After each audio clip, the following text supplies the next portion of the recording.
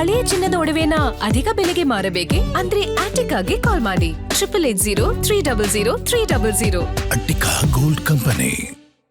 ಈ ಮತದಾರರ ಪರಿಷ್ಕರಣೆ ಏನಿದೆ ಇದರಲ್ಲಿ ಯಾವುದೇ ರೀತಿ ಅರ್ಥ ಇಲ್ಲ. ಈಗಾಗಲೇ ಇಲ್ಲಿಯ ರಾಜ್ಯದ ಚುನಾವಣಾ ಆಯುಕ್ತರು ಹೇಳ್ತಕ್ಕಂಥದ್ದು ಕೇಂದ್ರದ ಚುನಾವಣಾ ಆಯುಕ್ತರಿಗೆ ಕಳಿಸಿದ್ದೇವೆ, ಅಲ್ಲಿಂದ ಏನು ಡೈರೆಕ್ಷನ್ ಕೊಡ್ತಾರೆ ಅದರ ಮೇಲೆ ಕ್ರಮ ತೆಗೆದುಕೊಳ್ಳಿಕ್ಕೆ ನಾವು ಪ್ರಯತ್ನ ಪಡ್ತೀನಿ ಅಂತ ಹೇಳಿದ್ದಾರೆ. ಒಂದು ಕಡೆ ಈಗ ಆಗಿರತಕ್ಕಂಥ ಪ್ರಕ್ರಿಯೆಯನ್ನು ಸಂಪೂರ್ಣವಾಗಿ ರದ್ದುಗೊಳಿಸಬೇಕು ಅಂತಕ್ಕಂಥದ್ದು ನಮ್ಮ ಒಂದು ಆಗ್ರಹ ಇದೆ. ನಾನು ಸಾಧ್ಯ ಆದರೆ ನಾಡಿದ್ದು ಡೆಲ್ಲಿಗೆ ಹೋಗ್ತೀನಿ. ಹೋದಾಗ ನಮ್ಮ ಚುನಾವಣಾ ಆಯುಕ್ತರನ್ನ ಭೇಟಿ ಮಾಡಿ ಇಲ್ಲಿ ನಡೆದಿರ್ತಕ್ಕಂಥ ಎಲ್ಲ ಘಟನೆಯನ್ನು ಅವ್ರ ಮುಂದೆ ಇಟ್ಟು ಈ ಪ್ರಕ್ರಿಯೆ ನಿಲ್ಲಿಸಿ ಒಂದು ಟ್ರಾನ್ಸ್ಪರೆನ್ಸಿನಲ್ಲಿ ಈ ಒಂದು ಮತದಾರರ ಪರಿಷ್ಕರಣೆ ಆಗ್ತಕ್ಕಂಥದ್ದಕ್ಕೆ ನಾನು ಅವ್ರಿಗೆ ಮನವಿ ಮಾಡ್ತೀನಿ. ಕೇಂದ್ರ ನಾಯಕರ ಜೊತೆಗೆ ಅಮಿತ್ ಶಾ ಇದು ಕೇಂದ್ರದ ನಾಯಕರಿಗಿಂತ ಹೆಚ್ಚಾಗಿ ಚುನಾವಣಾ ಆಯುಕ್ತರು ಮಾಡಬೇಕಾದಂಥ ತೀರ್ಮಾನ, ಸರ್ಕಾರ ಮಾಡೋ ತೀರ್ಮಾನ ಅಲ್ಲ. ಅದರಿಂದ ಚುನಾವಣಾ ಆಯುಕ್ತರಿಗೆ ಚರ್ಚೆ ಮಾಡ್ತೀನಿ.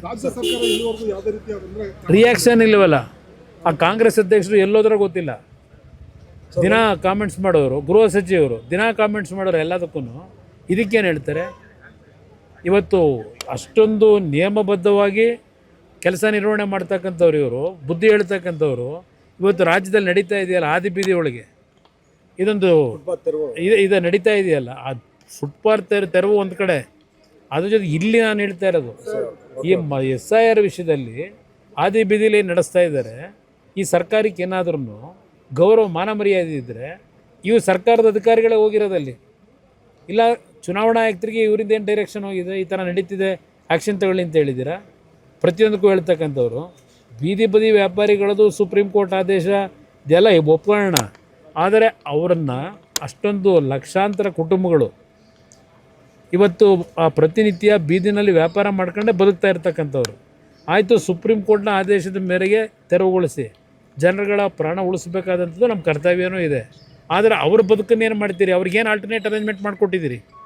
ಎಲ್ಲಿ ಕಳಿಸ್ತೀರಿ ಅವ್ರನ್ನ? ಅಷ್ಟು ಜನನ್ನು ಇದು ಇರ್ತಕ್ಕಂಥದ್ದು. ಅದರಿಂದ ಸರ್ಕಾರ ಕಾನೂನಿನ ಬಗ್ಗೆ ಚರ್ಚೆ ಮಾಡೋರು ಬದುಕಿನ ಬಗ್ಗೆ ಇವತ್ತು ಏನು ಜೀವನ ಮಾಡಬೇಕಾದಂಥವ್ರಿಗೆ ಅವ್ರಿಗೆ ಆಲ್ಟರ್ನೇಟ್ ಅರೇಂಜ್ಮೆಂಟ್ ಮಾಡಿಕೊಡ್ಬೇಕಲ್ಲ, ಅದ್ರ ಬಗ್ಗೆ ಇವತ್ತಿನವ್ರಿಗೆ ಏನು ಚರ್ಚೆ ಇಲ್ಲ.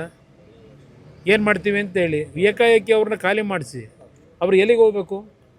ಅದಕ್ಕೆ ಪರಿಹಾರ ಕೊಡಬೇಕು ಅನ್ನೋದು ನಾನು ಒಂದು ಸರ್ಕಾರಕ್ಕೆ ಸಲಹೆ ಕೊಡೋದು. ಏನಾಗಿದೆ? ಏನು ಯಾವ ಸಾಧನೆ ಆಗಿದೆ? ಸಾಧನೆ ಏನು ಮಾಡವ್ರೆ? ಬರೀ ಘೋಷಣೆಗಳು ಯಾವುದು ಇಂಪ್ಲಿಮೆಂಟ್ ಆಗಿದೆ?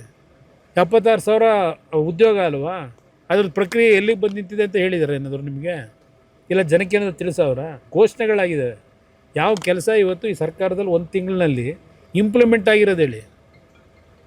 ಭಾರತ್ ಜೋಡೋ ಅದೆಂಥದ್ದು ಅವ್ರ ಕಾರ್ಯಕರ್ತರಿಗೆ 10 ಲಕ್ಷ ಕೊಡ್ತಾರಂತೆ ಒಂದು ಪಂಚಾಯತಿಗೆ. ಘೋಷಣೆ ಆಗಿದೆ.